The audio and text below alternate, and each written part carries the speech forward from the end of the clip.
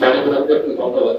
আমি ছোট্ট করে একটু কথা বলি। মাননীয় প্রধানমন্ত্রী হাসান মেহেদী, যিনি মারা গেছেন, সাংবাদিক, ছাত্রী পড়া ছেলে, ঢাকা টাইমসে চাকরি করতেন। 6 মাসের কন্যা সন্তানকে অসুস্থ রেখে তারপরে কারাগার করতে গেছেন। মানে আসলে দেখার মতো না, যদি কেউ দেখছেন সারা মানে পুরো শরীরটা তখনও আপনার রক্ত পড়ছে, আপনার তখনও আপনি আপনি তার সহতা বলেছেন, আমাদের আপনি সহতা বলেছেন, যারা নিয়োগ করেছেন তাদের পাশে আপনি প্রকৃত দাঁড়িয়েছেন, এবার দাঁড়াবেন। আর যারা আরো করেছেন আমাদের অনেক সাংবাদিক আহত, আপনি একটু দেখে শুধু একটু মাথায় হাত বুলিয়ে দেবেন, এটুকু ওদের জন্য।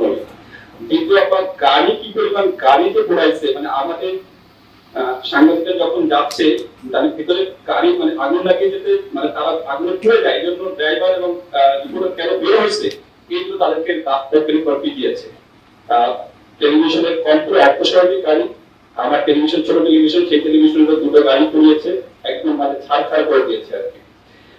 আর একটি ছোট মানুষকে একটা আমি বলতে চাই, সেটি হচ্ছে যে বাংলাদেশের পক্ষে কারা, বাংলাদেশের বিপক্ষে কারা, তার সঙ্গে জানা যাবে 16 তারিখ 16 জুলাই সকাল থেকে 21 জুলাই রায়দার 8 পর্যন্ত কাদের অবস্থান কোথায় ছিল, সেটি দেখে বোঝা যাবে তারা বাংলাদেশের পক্ষে আছে আর তারা বাংলাদেশের বিপক্ষে আছে।